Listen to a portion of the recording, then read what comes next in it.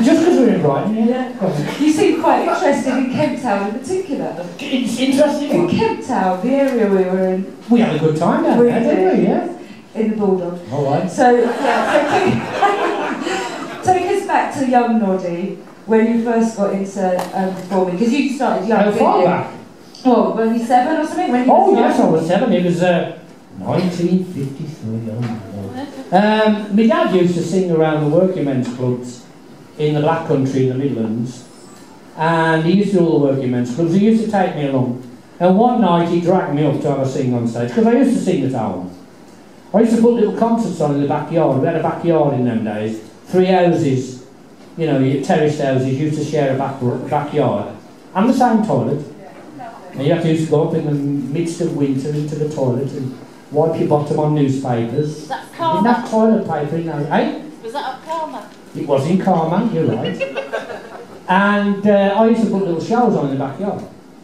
And my dad dragged me up one night at this working men's club in the middle of Warsaw, because he was a good singer, but he never wanted to do it professionally. He had no ambition to do it professionally. He was really good.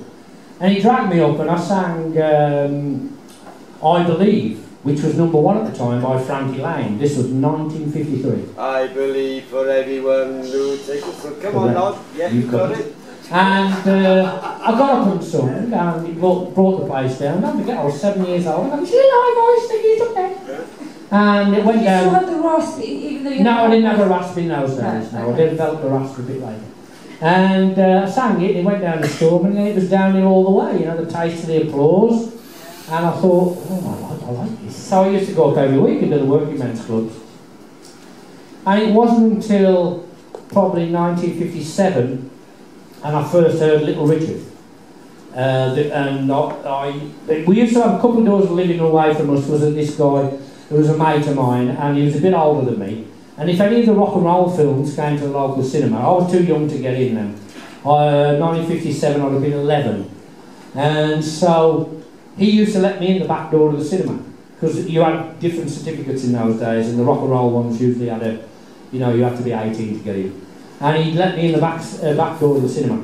And The Girl Can't Help It was on. Now, I'd heard Little Richard on Radio Luxembourg, which was a station beamed in from Luxembourg. And I'd heard Little Richard doing The Girl Can't Help It, but I didn't know anything about it, just knew I loved this record. So the movie came to the local cinema, he let me in to see it. And Little Richard came on screen singing The Girl Can't Help It. He was black. Never seen a black performer before. Don't forget, this is 57. He was standing up playing the piano. Never seen that before. He had this big bouffant hairstyle, all greased back. He had this shiny, sparkly suit. Everybody was very staid in the 50s in Britain. And he had this band rocking behind him, all these sax players doing all the business behind him. And he did The Girl Can't Help It. And it just floored me. I thought, this is something from outer space. It was just fantastic. And the record, that sort of music just got to me at the time. And I thought, I want to do this. Never thinking for a minute that I ever would, or that I would be able to make money doing it. But it just got to me, it just floored me dead. And that was the only thing then